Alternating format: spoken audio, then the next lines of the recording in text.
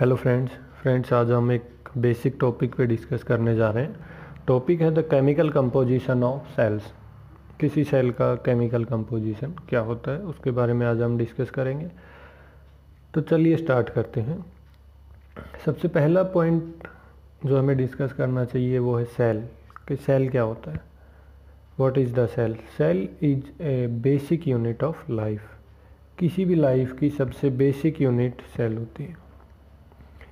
फिर cell cell मिलके एक टिश्यू फॉर्मेशन करते हैं, टिश्यू मिलके एक ऑर्गन फॉर्मेशन करते हैं और ऑर्गन मिलके एक बॉडी की फॉर्मेशन करते हैं। तो चलिए स्टार्ट करते हैं अभी केमिकल कंपोजिशन ऑफ सेल्स। दोस्तों, टू मेजर फैक्टर हैं जो केमिकल कंपोजिशन में ऑफ सेल में अपना इम्पोर्टेंट रोल प्ले करते हैं। वो है first is element and second is compound. सबसे पहले हम एलिमेंट के बारे में डिस्कस करेंगे।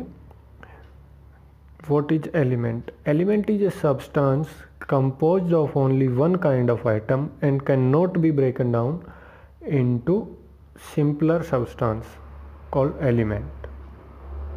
एक ऐसा सब्सटेंस जो सिर्फ एक टाइप के एटम से मिलके बना हो और उससे ज़्यादा उसके सिंपलेस्ट फॉर्म हमें नहीं मिल सकती अगर हम उसका ब्रेक डाउन करें तो। नेक्स्ट पॉइंट, अगर हम बात करें नंबर ऑफ एलिमेंट्स की, तो अभी तक दोस्तों 118 एलिमेंट्स ऑब्जर्व किए गए हैं and out of 118 94 are naturally occurring elements. Next important point is 96% of atom in animal bodies are accounted with hydrogen, oxygen, carbon and nitrogen.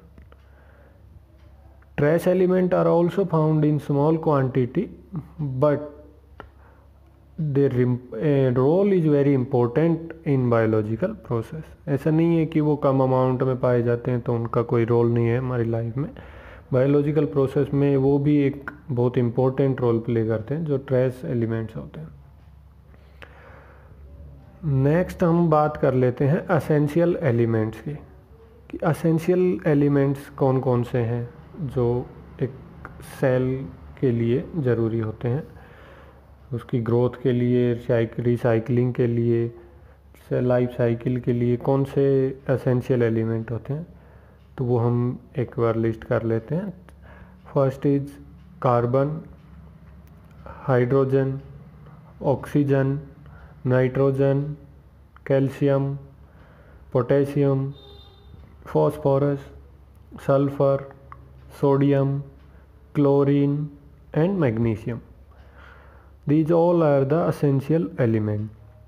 अगर हम बात करें ट्रेस एलिमेंट की, तो कॉपर, आयोडीन, फेरम, ये सब ट्रेस एलिमेंट है। दोस्तों नेक्स्ट हमारा पॉइंट है वो है functions of element in animal cell. Animal cell में एलिमेंट्स के क्या क्या फंक्शन है। सबसे पहले अगर हम बात करें hydrogen, carbon, oxygen and nitrogen, तो ये सब ऑर्गेनिक कंपाउंड के सिंथेसिस में इम्पोर्टेंट रोल प्ले करते हैं एनिमल सेल में। For example protein, lipid, carbohydrate and nucleic acids.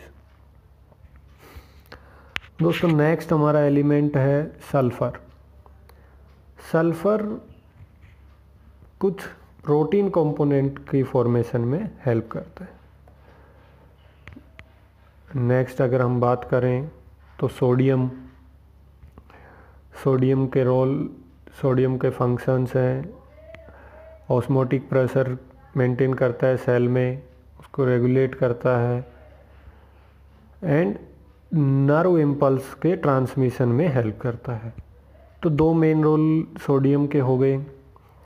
Next हमारा magnesium. Magnesium involve in protein synthesis, also act as a cofactor of some enzymes। Next हम बात कर लेते हैं कैल्शियम की। कैल्शियम भी अपना एक इम्पोर्टेंट रोल प्ले करता है। सब अगर हम बात करें इसके पहले फंक्शन की, फर्स्ट फंक्शन की, तो it is required for formation of bone and teeth. हमारी हड्डी और दांत के फॉर्मेशन में कैल्शियम का मेन रोल रहता है।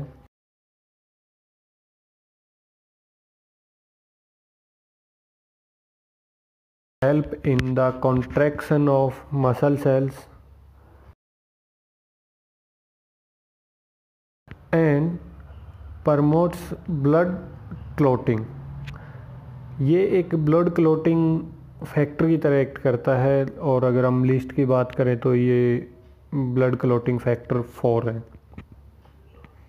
नेक्स्ट हम बात करते हैं फेरम की। तो it involve in synthesis of haemoglobin and also involve in some respiratory enzymes. Next is phosphorus. Phosphorus is also again help in the formation of bone and teeth,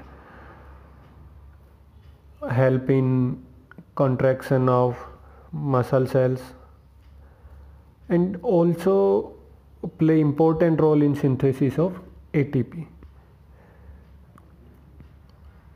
Next is it is essential component of nucleic acid also. So phosphorus का भी एक अहम role है हमारी cell formation में। Next point, potassium is required in muscles contraction as well as transmission of nerve impulse. Next is chlorine. Chlorine की अगर हम बात करें तो it's play an important role in synthesis of hydrochloric acid by gastric gland in the stomach. हमारे stomach में जो hydrochloric acid जो बनता है,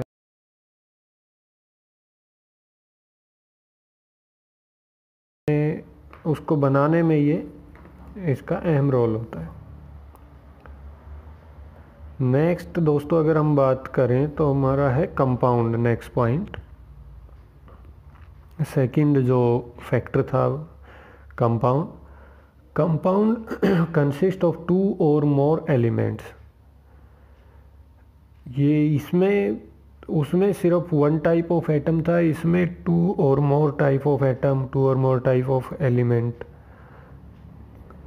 प्रेजेंट होते हैं। Chemically combined in a fix ratio. ये एक फिक्स रेशियो में हमें मिलता है। जो 2 और 2 से ज़्यादा जो एलिमेंट्स मिलके, जो अलग अलग एलिमेंट्स मिलके कंपाउंड की फॉर्मेशन करते हैं, तो वो एक फिक्स रेशियो में प्रेजेंट होते हैं।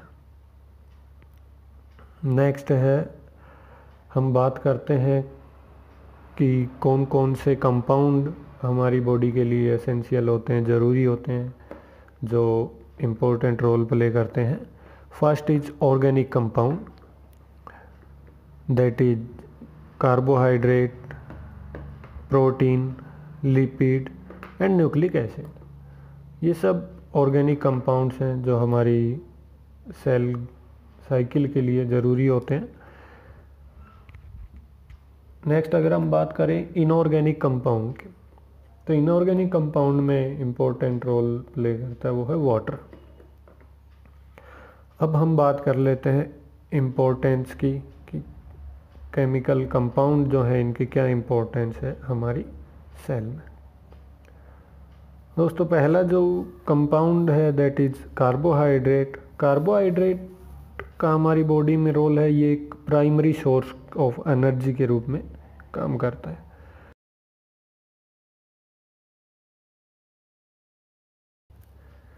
नेक्स्ट अगर हम बात करें लिपिड की, different type of lipids are also play an important role in cell cycle. So lipids के फंक्शंस अगर हम देखें तो first it is also play an important role as source of energy, provide a physical protection to the major organ in the body, major constitute of the plasma membrane. Plasma membrane की formation में एक अहम role play करता है। वैसे तो अगर हम देखें तो प्लाज्मा मेम्ब्रेन में लिपिड, प्रोटीन, कार्बोहाइड्रेट सभी मिलते हैं, लेकिन लिपिड बाइलेयर है एक प्लाज्मा मेम्ब्रेन में, जिसका हम बाद में डिस्कस करेंगे। तो ये एक लिपिड एक प्लाज्मा मेम्ब्रेन में अपना एक इम्पोर्टेंट रोल प्ले करता है। और लिपिड जो है वो एक तरह के सॉल्वेंट है for the fat solute vitamins like vitamin A, vitamin D, vitamin E and vitamin K. Next अगर हम बात करें तो protein build new cell for growth and renew damage tissue. ये हमारे डैमेज टिश्यू का रिपेयरिंग में हेल्प करता है, साथ में न्यू सेल फॉर्मेशन में भी हेल्प करता है। Required in synthesis of enzyme, antibody and hormones. Antibody, enzyme and hormones synthesis में भी इम्पोर्टेंट रोल प्ले करता है। It is a structural components, form important component of plasma membrane as well, involved in synthesis of haemoglobin के synthesis में protein एक important role play करता है। Next अगर हम बात करें तो next compound is nucleic acid. Nucleic acid mainly 2 type के होते हैं, डीएनए एंड आरएनए। तो न्यूक्लिक एसिड का जो इम्पोर्टेंट रोल होता है वो तो स्टोर जेनेटिक इन्फॉर्मेशन। ये हमारा जेनेटिक इन्फॉर्मेशन को स्टोर करने का काम करते हैं न्यूक्लिक एसिड, और उनको आगे ट्रांसफ़र करने का नेक्स्ट जनरेशन में। तो ये सब न्यूक्लिक एसिड के फंक्शंस हैं। नेक्स्ट हमारा एक अगर हम बात करें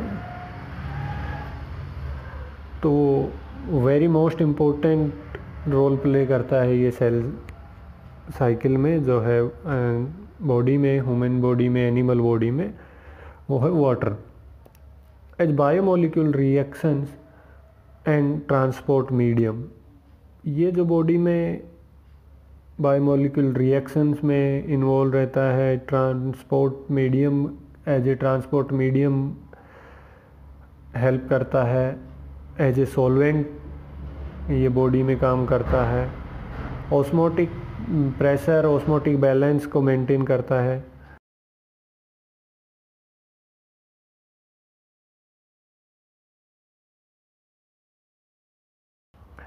provide the support to the structure of a cell. किसी सेल का स्ट्रक्चर प्रोवाइड करने में उसको सपोर्ट करता है।